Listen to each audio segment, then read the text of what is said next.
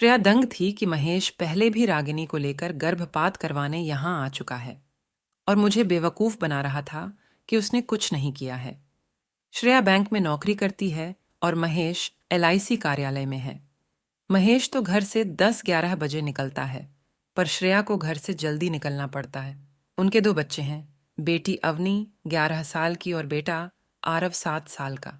श्रेया दोनों बच्चों को स्कूल भेज, महेश का लंच पैक कर बाकी का काम बाई पर छोड़ तैयार होकर बैंक निकल जाती। मगर उसे हमेशा यही डर सताता है कि पता नहीं उसके पीछे महेश और बाई का कहीं कुछ चक्कर तो नहीं चलता है। कितनी बार श्रेया ने महेश को अखबार की ओट से बाई को गंदी नजरों से घूरते देखा है। अब झाड़ू पोंछा लगाते वक्त किसी के भी कपड़े अस्त व्यस्त हो ही जाते हैं। इसका यह मतलब तो नहीं है कि कोई उसे गंदी नजरों से घूरे। ऐसे में कोई भी बाई असहज हो जाएगी। श्रेया ऐसे ही पति पर शक नहीं कर रही थी। कामना, मैं ऑफिस जा रही हूँ, तुम काम खत्म करके चली जाना। और हाँ, फ्रिज में कुछ खाने का सामान रखा है, उसे भी लेती जाना, कहकर एक दिन श्रेया ऑफिस चली गई। मगर थोड़ी दूर ही पहुंची थी कि उसे याद आया कि वह अपनी दराज की चाबी भूल आई। उसने तुरंत स्कूटी घर की तरफ घुमाई। घर की दूसरी चाबी श्रेया के पास रहती थी, अतः वह दरवाजा खोलकर जैसे ही अंदर गई, उसके पैर वहीं ठिठक गए। महेश और कामना दोनों श्रेया के बेड पर एक दूसरे से लिपटे थे। श्रेया को अपनी आंखों पर भरोसा नहीं हो रहा था। बाई तो भाग गई। महेश हकलाते हुए कहने लगा, श्रेया में नहीं, वही जबरदस्ती करने। श्रेया ने बिना महेश की पूरी बात सुने एक जोरदार थप्पड़ उसके गाल पर दे मारा और फिर कहने लगी, शर्म नहीं आती तुम्हें झूठ बोलते हुए, बिना तुम्हारी मर्जी के वह और तुम।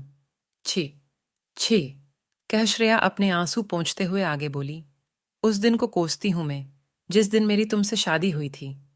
श्रेया ऑफिस तो चली गई, पर अपनी तबीयत खराब होने का बहाना कर तुरंत घर आ गई।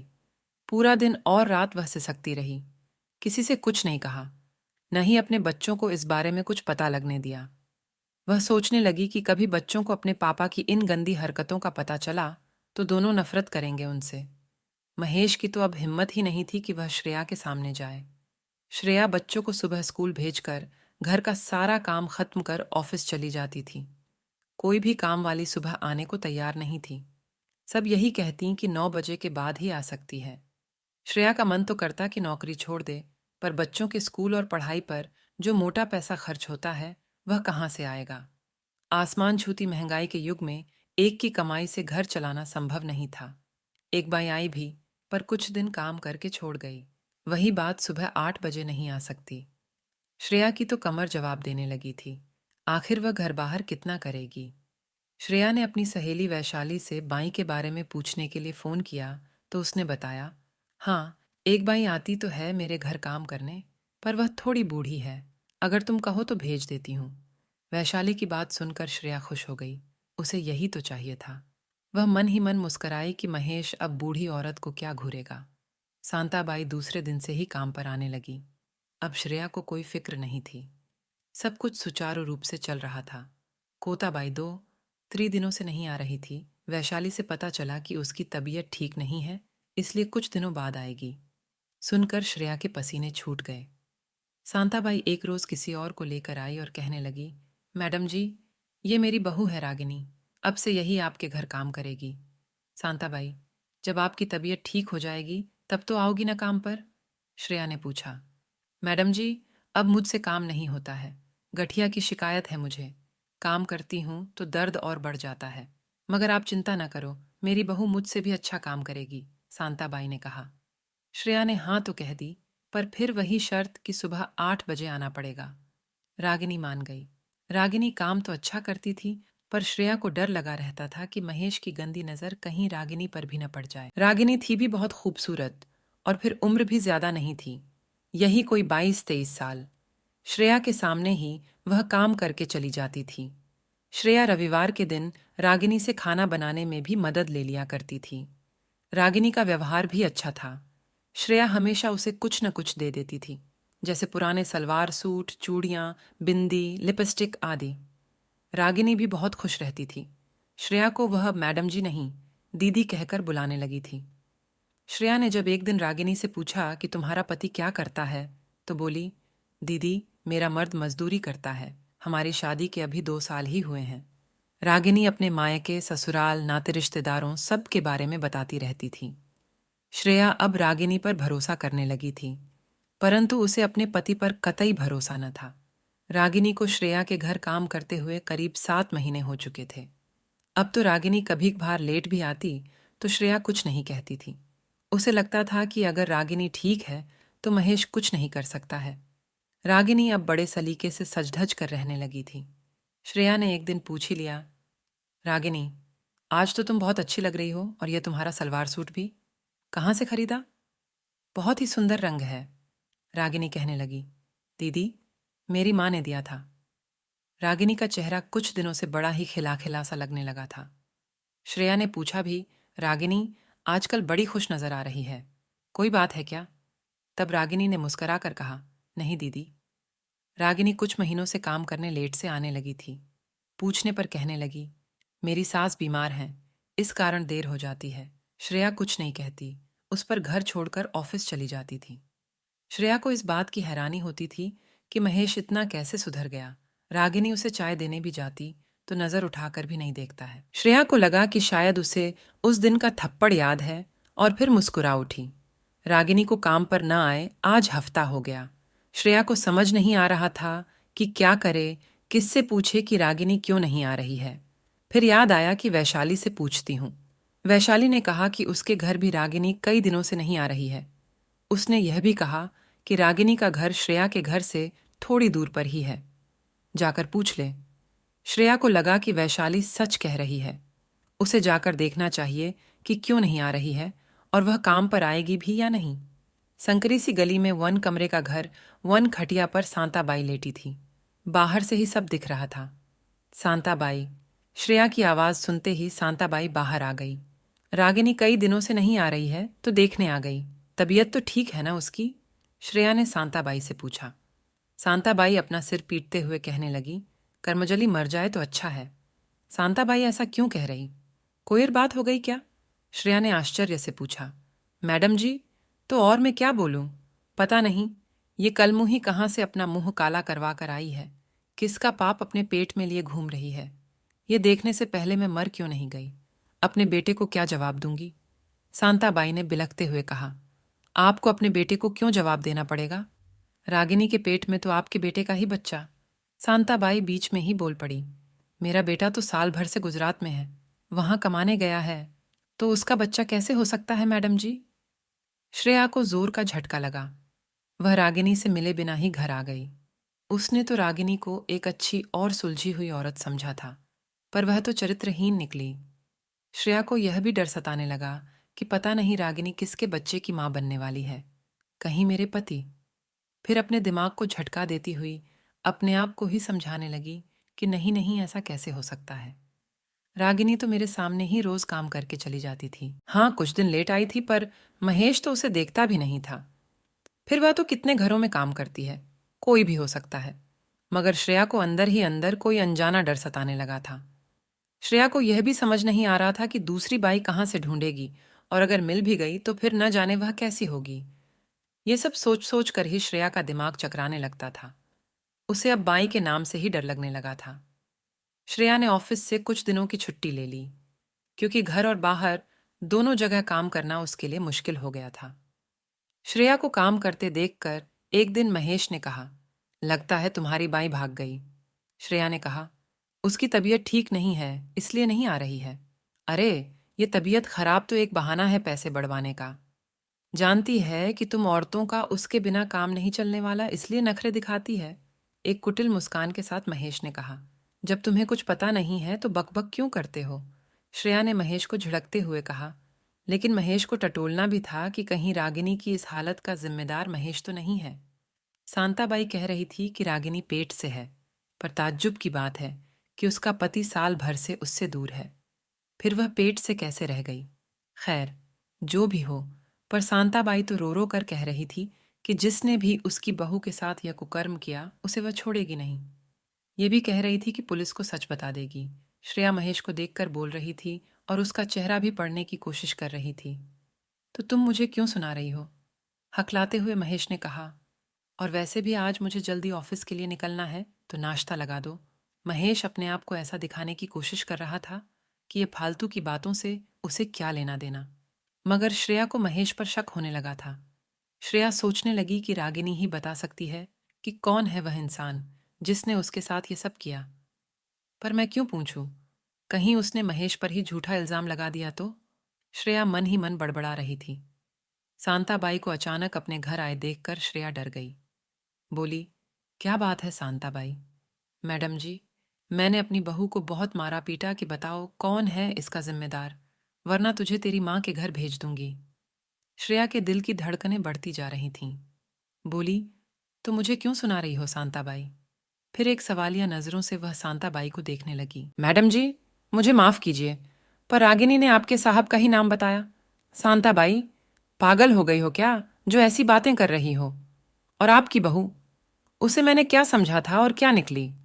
किसी और का पाप मेरे पति के सिर मढ़ने की कोशिश कर रही है, श्रेया ने तैश में आते हुए कहा। मैडम जी, मैं झूठ नहीं बोल रही हूं। रागिनी ने जो कहा वही बता रही हूं, और मैं उसे डॉक्टर के पास भी लेकर गई थी गर्भपात करवाने। पर डॉक्टर ने कहा कि अब गर्भपात नहीं हो सकता है, टाइम ज्यादा हो गया है। आप ही कुछ करो मैडम जी, नहीं तो मुझे सबको आपके पति की करतूत बतानी पड़ेगी, एक तरह से शांताबाई ने धमकी देते हुए कहा। वह भी बेचारी क्या करती, जो उसे समझ आया कहकर चली गई। शांताबाई तो चली गई, पर श्रेया को ढेरों टेंशन दे गई। अपने पति का चरित्र तो उसे पहले से पता था, बेशर्म कहीं का, सुधरने का ढोंग कर रहा था। और मेरे पीछे अपना ही सिर पकड़कर श्रेया चीखने लगी कि अब क्या करूं। जब शाम को महेश घर आया तो श्रेया ने उसे शांताबाई की कही सारी बातें बता दी। महेश कहने लगा, झूठ बोल रही है वह औरत। एक रोज मुझसे ही पैसा मांगने लगी कि मेरी सास बीमार है, डॉक्टर को दिखाना है। मुझे दया आ गई तो दे दिए, फिर तो वह हमेशा पैसे की मांग करने लगी। तब मैंने मना कर दिया, शायद इसलिए मुझ पर गंदा इल्जाम लगा रही है, सफाई देते हुए महेश ने कहा। पर उसके चेहरे से झूठ साफ झलक रहा था। शांताबाई तो अपनी बहू का गर्भपात भी कराने गई थी, लेकिन डॉक्टर ने यह कहकर मना कर दिया कि समय ज्यादा हो गया है, जान को खतरा हो सकता है। फिर अब तो एक जांच से पता चल जाता है कि बच्चे का बाप कौन है। अपनी नजरें महेश पर गड़ाते हुए श्रेया ने कहा, मुझे ये सब क्यों सुना रही हो? मैंने कहा ना कि मैंने कुछ भी नहीं किया। बार बार मुझे ये बातें न सुनाओ, महेश ने अपनी नजरें चुराते हुए कहा। श्रेया रात भर करवटें बदलती रही। देखा तो महेश भी नहीं सोया था। श्रेया को अपने दोनों बच्चों का भविष्य अंधकार में डूबता नजर आ रहा था। उसकी समझ में नहीं आ रहा था कि क्या करे।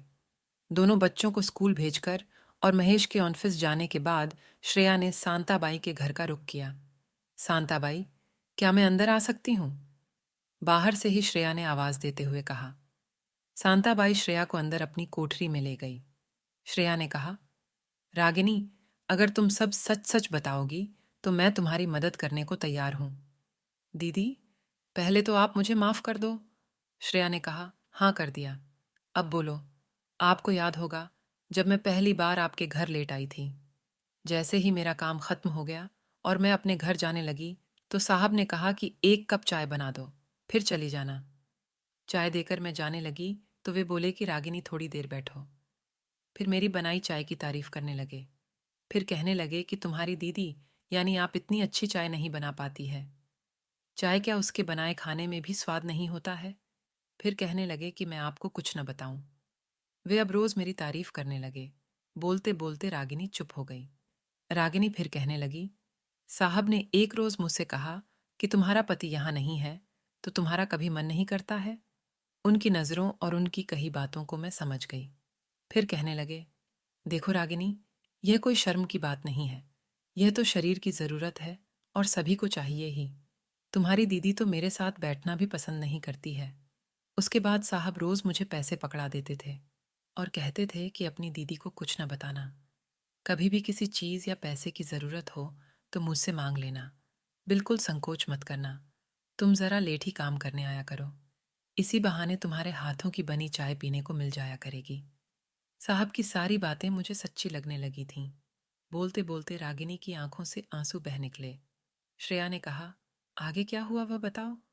मैं साहब की चिकनी चुपड़ी बातों में आ गई और फिर, मुझे माफ कर दो दीदी, मुझे नहीं पता था कि इसका अंजाम ये सब होगा, कहकर रागिनी फपक फपक कर रो पड़ी। बेचारी, अभी इसकी उम्र ही क्या है? श्रेया सोचने लगी। मैडम जी, कल साहब भी आए थे, माफी मांग रहे थे। कहने लगे कि वह एक डॉक्टर को जानते हैं और फिर मुझे वहां ले गए। मगर डॉक्टर ने गर्भपात करने से यह कहकर मना कर दिया कि मेरी जान को खतरा है। साहब उसे पैसों का लालच भी देने लगे कि डॉक्टर आप आराम से सोचना, हम परसों फिर आएंगे। रागिनी, तुम कल जाओ, मैं भी पीछे से आती हूँ। साहब को मत बताना कि तुमने मुझे कुछ बताया है। रागिनी को समझाकर श्रेया अपने घर वापस आ गई। महेश सुबह ऑफिस की कहकर घर से जल्दी निकल गया। श्रेया तो इसी ताक में उसने महेश का पीछा किया। देखा तो महेश ने अपनी गाड़ी एक क्लिनिक के पास रोक दी। रागिनी वहां पहले से खड़ी थी। जैसे ही दोनों क्लिनिक के अंदर गए, श्रेया भी उनके पीछे चल पड़ी। मैंने आपको पहले भी कहा था कि यह गर्भपात अब नहीं हो सकता है। इनकी जान को खतरा है, डॉक्टर महेश से कह रहा था। श्रेया दंग थी कि महेश पहले भी रागिनी को यहाँ लेकर आ चुका है, गर्भपात करवाने, और मुझे बेवकूफ बना रहा था कि उसने कुछ नहीं किया है। डॉक्टर, आप जितना पैसा कहेंगे दूंगा, पर आपको यह गर्भपात किसी भी तरह करना ही पड़ेगा। महेश गिड़गिड़ाते हुए डॉक्टर से कहे जा रहा था। पैसा है ही ऐसी चीज कि पाप भी पुण्य लगने लगता है। अतः डॉक्टर रागिनी का गर्भपात करने के लिए तैयार हो गया। श्रेया अब अपने आप को नहीं रोक पाई। नर्स रोकती रही। वह दंदनाते हुए क्लिनिक के अंदर चली गई। श्रेया को देखते ही महेश के पसीने छूटने लगे और डॉक्टर कहने लगा, कौन है आप? ऐसे बिना परमिशन के अंदर कैसे आ गई? जैसे आप बिना परमिशन के एक औरत का गर्भपात करने जा रहे हैं डॉक्टर। क्या आपको पता है कि इसका अंजाम क्या होगा? श्रेया ने गुस्से में कहा। डॉक्टर तुरंत गिड़गिड़ाने लगा। मुझे माफ कर दो मैडम, मैं तो कब से इस आदमी को यही समझाने की कोशिश कर रहा हूं, पर महेश भी कहने लगा, श्रेया, इसमें मेरी कोई गलती नहीं है। ये चरित्रहीन औरत है। मैं तुम्हें बताने ही वाला था कि इसने मुझे कैसे। महेश की बात पूरी होने से पहले ही श्रेया ने एक जोरदार तमाचा महेश के गाल पर जड़ दिया। चुप, एकदम चुप। अब और नहीं। छल फरेब, धोखेबाजी, सब कुछ तो तुम में भरा पड़ा है। चरित्रहीन रागिनी नहीं तुम हो। तुमने इसकी गरीबी का फायदा उठाया है। अब इसका अंजाम भी तुम ही भुगतोगे। श्रेया, मुझे माफ कर दो। अब कभी ऐसी गलती नहीं करूंगा। अंतिम बार मेरा भरोसा कर लो, महेश ने गिड़गिड़ाते हुए कहा। भरोसा और तुम्हारा? वह तो इस जन्म में नहीं होगा। अपनी गलती को सुधारने का एक ही उपाय है कि इस बच्चे को अपना नाम दे दो, वरना उम्र भर सजा भुगतने के लिए तैयार हो जाओ। श्रेया ने दो टूक शब्दों में कहा। फिर वह थोड़ा रुक कर बोली, अब मैं जो कह रही हूं वह करो। तुम इस बच्चे को अपना लो, यही एक रास्ता है तुम्हारे पास। दोनों ने सहमति से तलाक लिया और महेश रागिनी को लेकर एक कमरे के मकान में रहने लगा। श्रेया को पता चला कि रागिनी अब ठाठ से रहती है और महेश का सारा पैसा ऐंठ लेती है। ऐसे ही कई साल बीत गए। एक रोज सुबह दरवाजे पर खटखट हुई। देखा बड़ी हुई दाढ़ी, बिखरे बालों वाला एक आदमी खड़ा था। श्रेया, मैं महेश, तुम्हारा गुनाहगार। इससे पहले कि वह कुछ और कहता, श्रेया गरज उठी। तुम्हारी हिम्मत कैसे हुई मेरे दरवाजे पर आने की? चले जाओ यहां से। न मैं और न ही मेरे बच्चे तुम्हारी सूरत देखने को तैयार हैं। महेश गिड़गिड़ाया। श्रेया, रागिनी गली के एक ड्राइवर के साथ भाग गई। वह मेरा पैसा भी ले गई। अब तुम ही मेरा आसरा हो। प्लीज मुझे माफ कर दो। श्रेया ने बेरुखी से दरवाजा बंद कर दिया, पर घंटे भर तक वह दरवाजे पर ही सिसकती रही। महेश से कभी वह कितना प्यार करती थी। आज वह धोखेबाज गिड़गिड़ा रहा है, पुराने प्यार का हवाला दे रहा है, पर वह कुछ नहीं कर सकी। बच्चों से भी नहीं कह सकती कि उनका पिता आया था। ये जहर तो उसे अकेले ही पीना होगा।